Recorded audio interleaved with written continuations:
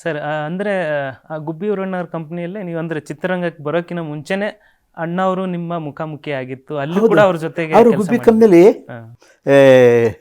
ರಾಮಾಯಣ ನಾಟಕದಲ್ಲಿ ರಾಮನ ಪಾತ್ರ ಮಾಡೋರು, ಬೇಡರ ಕಣ್ಣಪ್ಪದಲ್ಲಿ ಕಣ್ಣಪ್ಪನ ಪಾತ್ರ ಮಾಡೋರು, ಸುಭದ್ರ ಕಲ್ಯಾಣದಲ್ಲಿ ಕೃಷ್ಣನ ಪಾತ್ರ ಮಾಡೋರು, ಆಮೇಲೆ ಸಾಹುಕಾರ ನಾಟಕದಲ್ಲಿ ವಿಜಯಾನಂದನ ಪಾತ್ರ ಮಾಡೋರು ಅಂದರೆ ಅವರು ನಾವು ಹೋಗೋಷ್ಟೊತ್ತಿಗೆ ಅವರು ಮೊದಲನೇ ಚಿತ್ರ ಬಿಡುಗಡೆ ಆಗಿತ್ತು.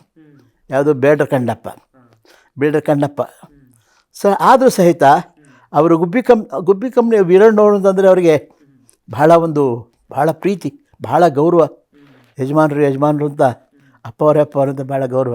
ಅದಕ್ಕೆ ಯಾವಾಗ ಕರೆದು ಬಂದರೂ ಸಹಿತ ಅವರು ಅಷ್ಟೇ, ನರಸಿಂಹರಾಜುಗಳು, ಬಾಲಣ್ಣವರು, ಇವರೆಲ್ಲ GVR ಇವರೆಲ್ಲ ಅವ್ರ ಕಂಪ್ನಿಲಿದ್ದವರೇ. ಅವರೆಲ್ಲ ಸಿನಿಮಾಗೆ ಹೋದರೂ ಸಹಿತ ಗುಬ್ಬಿ ವೀರಣ್ಣವ್ರು ಕರೆದು ಕೂಡಲೇ ಬಂದಲ್ಲಿ ಒಂದಷ್ಟು ದಿವಸ ನಾಟಕದಲ್ಲಿ ಪಾತ್ರ ಮಾಡೋರು. ನಮಗೆ ಒಂದೇನಾಯ್ತು ಅಂದರೆ ಅಂಥ ದೊಡ್ಡ ಮಹಾಮಹಿಮೆಯರು ಅವರೆಲ್ಲ ಅಂಥ ದೊಡ್ಡ ಕಲಾವಿದರ ಜೊತೆ ನಾವು ಇದ್ವಿ, ಜೊತೆಯಲ್ಲಿ ಪಾತ್ರ ಮಾಡಿದ್ವಲ್ಲ, ಅದು ನಮ್ಮ ಪುಣ್ಯ. ಅದೇ ಅವತ್ತಿನ ಪೀಳಿಗೆ ಅಂದರೆ ಈಗ ಹತ್ತಿದ ಏಣಿನ ಮರಿಬಾರ್ದು ಅನ್ನೋ ಒಂದು ಇದು ಇತ್ತು. ಸೊ ಖಂಡಿತ ಎಲ್ಲರೂ ಅಷ್ಟೇ ದೊಡ್ಡ ಸಿನಿಮಾದಲ್ಲೂ ಕೂಡ ಅಷ್ಟು ದೊಡ್ಡ ಅವಕಾಶ ಸಿಕ್ಕರೂ ಕೂಡ ತಮ್ಮ ಮೂಲ ಬೇರೆ ಏನು, ಎಲ್ಲಿಂದ ಹೋಗಿದ್ವಿ ಅನ್ನೋದನ್ನು ಮರೆತಿರ್ಲಿಲ್ಲ. ಹೌದೌದು. ಇವತ್ತು ರಾಜ್ಕುಮಾರ್ ಅವರು ಸಿನಿಮಾ ರಂಗದಲ್ಲಿ ಗೆಲ್ಲೋದಕ್ಕೆ ಕಾರಣ ಅಂತಂದರೆ ಅವರ ತಂದೆ ಪುಟ್ಟಸ್ವಾಮಯ್ಯನವರು. ಅವರು ಒಳ್ಳೆಯ ಕಲಾವಿದರು. ಅವರು ದೈತ್ಯ ಪಾತ್ರಗಳೆಲ್ಲ ಮಾಡ್ತಿದ್ದರು. ಅವರು ಸಂಗೀತ ಅವೆಲ್ಲ ಚೆನ್ನಾಗಿ ಕಲಿತವ್ರು. ಮತ್ತು ಶಿಸ್ತು, ಮನುಷ್ಯ ಅಂದಮೇಲೆ ಹೇಗಿರಬೇಕು, ಕಲಾವಿದ ಹೇಗಿರಬೇಕು ಅನ್ನೋ ಶಿಸ್ತನ್ನ ರಾಜ್ಕುಮಾರ್ ಅವರಿಗೆ ಧಾರೆ ಎರೆದರು. ಅಲ್ಲದೆ ರಂಗಭೂಮಿಯಲ್ಲಿ ಅವರು ಸಂಗೀತ ಕಲ್ತಿದ್ರು ಚೆನ್ನಾಗಿ. ರಾಜ್ಕುಮಾರ್ ಅವರು ಚೆನ್ನಾಗಿ ಸಂಗೀತ ಕಲ್ತಿದ್ರು. ಹಾಗಿದ್ದರಿಂದ ಅವರಿಗೆ ನಟನೆಯಲ್ಲೇ ಆಗಲಿ, ಗಾಯನದಲ್ಲೇ ಆಗಲಿ, ಸಿನಿಮಾದಲ್ಲಿ ಖ್ಯಾತಿ ಬರೋದಕ್ಕೆ ಕಾರಣ ಮೂಲ ರಂಗಭೂಮಿ.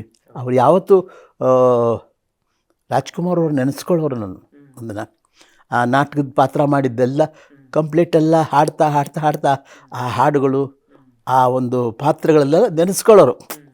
ಯಾಕೆಂದರೆ ಆ ಮೂಲ ಯಾವುದೇ ಕಲಾವಿದರಿಗೆ ಆಗಿನ ಕಲಾವಿದರೆಲ್ಲ ನೀವು ನೋಡಿ, ಎಲ್ಲ ರಂಗಭೂಮಿ ಪಂಡ್ರಿಬಾಯಿ ಅವರೇ ಆಗಿರ್ಬೋದು, ರಾಜಮ್ಮನವರೇ ಆಗಿರ್ಬೋದು, ಮತ್ತು ಕಲ್ಪನಾ ಸಹಿತ ರಂಗಭೂಮಿಯಿಂದಲೇ ಬಂದವರು. ಲೀಲಾವತಿಯವರು ರಂಗಭೂಮಿಯಿಂದಲೇ ಬಂದವರು. ಹೀಗೆ ರಂಗಭೂಮಿಯಿಂದ ಬಂದ ನಟರುಗಳೆಲ್ಲ ಅವಾಗ ಯಾಕೆ ಸಿನಿಮಾದ ಆಯ್ಕೆ ಮಾಡೋರು ಅಂದರೆ ಅವರಿಗೆ ಅಭಿನಯ ಹೇಳ್ಕೊಡೋದಕ್ಕೆ ಅಷ್ಟು ತೊಂದರೆ ಏನಾಗಲ್ಲ.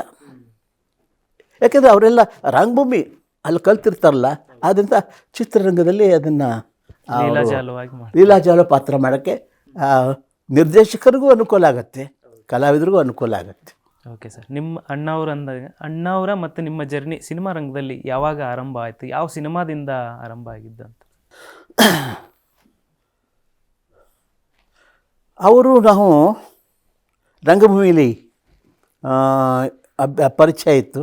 ಹಾಗಾಗಿ ಅವರು ಹಾವಿನ ಹೆಡೆ ಚಿತ್ರ ಮಾಡಿದಾಗ ಅದು ನನ್ನನ್ನು ಕರೆಸಿ ಅದರಲ್ಲಿ ಒಂದು ಸುಂದರ ಅಂತ ಪಾತ್ರದ ಹೆಸರು. ಅದರಲ್ಲಿ ಸ್ವಲ್ಪ ನಂದು ಕಾಮಿಡಿ, ಒಂದು ಸ್ವಲ್ಪ ಖಳನಾಯಕನ ಟೈಪ್ ಇದೆ, ಆ ಥರದ ಪಾತ್ರ ಕೊಟ್ಟರು. ಅಲ್ಲಿಂದ ಅವ್ರ ಜೊತೆ ಹೆಚ್ಚಿಗೆ ನನಗೆ ಅವರ ಚಿತ್ರಗಳಲ್ಲೆಲ್ಲ ಅವಕಾಶ ಸಿಕ್ತು. ಅವರ ಪ್ರತಿಯೊಂದು ಚಿತ್ರಗಳಲ್ಲೂ ಸಹಿತ ನೆನೆಸ್ಕೊಳ್ಳೋಂಥ ಪಾತ್ರ. ಹಾಲು ಜೇನು ಇರಬಹುದು, ಶ್ರುತಿ ಸೇರಿದಾಗ ಇರಬಹುದು. ಶ್ರುತಿ ಸೇರಿದಾಗ ಅನ್ನತ್ಲೆ ಆ ಹಾಡು ನೆನಪಾಗುತ್ತೆ ನಮಗೆಲ್ಲ. ಇವತ್ತಿಗೂ ಜನಗಳ ಮನಸ್ಸಿನಲ್ಲಿ ಬೊಂಬೆ ಆಟೋವಯ್ಯ ಆ ಚಿತ್ರ ಬಂದವಲ್ಲೇ 45 ವರ್ಷ ಆಯಿತು. ಜನಗಳ ಮನಸ್ಸಿನಲ್ಲಿ ಇವತ್ತು ಸಹಿತ ಉಳಿದ್ಬಿಟ್ಟಿದೆ. ಅದನ್ನು ಅವರು ನಿಜವಾಗ್ಲೂ ನಮ್ಗೆ ಒಳ್ಳೆಯ ಒಂದು ಆಶ್ರಯ ಆಯಿತು. ಗುಬ್ಬಿ ವೀರಣ್ಣವರು ಅದ್ರ ಜೊತೆಯಲ್ಲಿ ಇದ್ದ ಹಾಗೆ ರಾಜ್ಕುಮಾರ್ ಅವ್ರ ಪರಿಚಯ ಆಯಿತು.